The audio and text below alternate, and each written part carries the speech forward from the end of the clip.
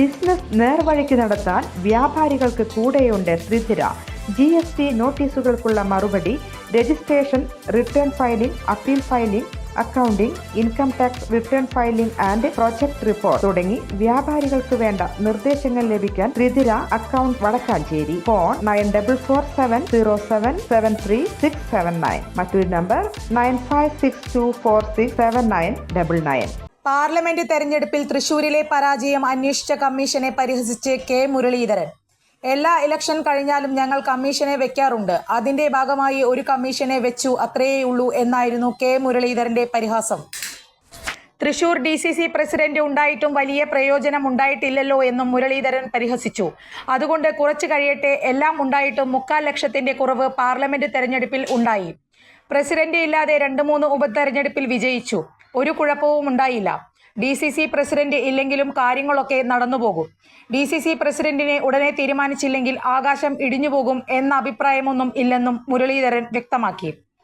NSS ആസ്ഥാനത്ത് മന്നം ജയന്തി പരിപാടിയിൽ Ramesh Chennithala പങ്കെടുത്തതിലും K Muraleedharan പ്രതികരിച്ചു. NSS എല്ലാ വർഷവും വിശിഷ്ടാതിഥികളെ പരിപാടിയിൽ പങ്കെടുപ്പിക്കാറുണ്ട്. കൂടുതലും കോൺഗ്രസ് നേതാക്കളെയാണ് പങ്കെടുപ്പിക്കാറ്. അതിന്റെ ഭാഗമായി ഇത്തവണ രമേശ് ചെന്നിത്തല വന്നുവെന്നേയുള്ളൂ എന്നായിരുന്നു കെ മുരളീധരന്റെ പ്രതികരണം. ഒരാളെ തഴഞ്ഞുകൊണ്ട് പുതിയ ആളെ വിളിച്ചിട്ടൊന്നും ഇല്ല എന്നും കെ മുരളീധരൻ കൂട്ടിച്ചേർത്തു. ഭൂരിപക്ഷം കിട്ടുക എന്നുള്ളതാണ് ഞങ്ങളുടെ ആദ്യ ലക്ഷ്യമെന്ന് വ്യക്തമാക്കിയ കെ മുരളീധരൻ എന്നിട്ടല്ലേ മുഖ്യമന്ത്രിയെ തീരുമാനിക്കുകയെന്നും ചോദിച്ചു. മുഖ്യമന്ത്രിയെ തീരുമാനിക്കുന്നത് ദേശീയ നേതൃത്വമാണ്. കോൺഗ്രസും NSSും തമ്മിൽ ഒരുവിധ അകൽച്ചയും ഉണ്ടായിട്ടില്ലെന്നും മുരളീധരൻ വ്യക്തമാക്കി. ക്ഷേത്രങ്ങളിൽ ഷർട്ടിടണമെന്ന് മുഖ്യമന്ത്രിയുടെ പരാമർശത്തോടും കെ മുരളീധരൻ പ്രതികരിച്ചു. ഓരോ ക്ഷേത്രങ്ങളിലും ഓരോ രീതിയാണ്. ആ കാര്യത്തിൽ തീരുമാനമെടുക്കേണ്ടത് തന്ത്രിമാരാണ്. ഇത് രാഷ്ട്രീയം പോലെ തീരുമാനിക്കേണ്ട കാര്യമല്ല.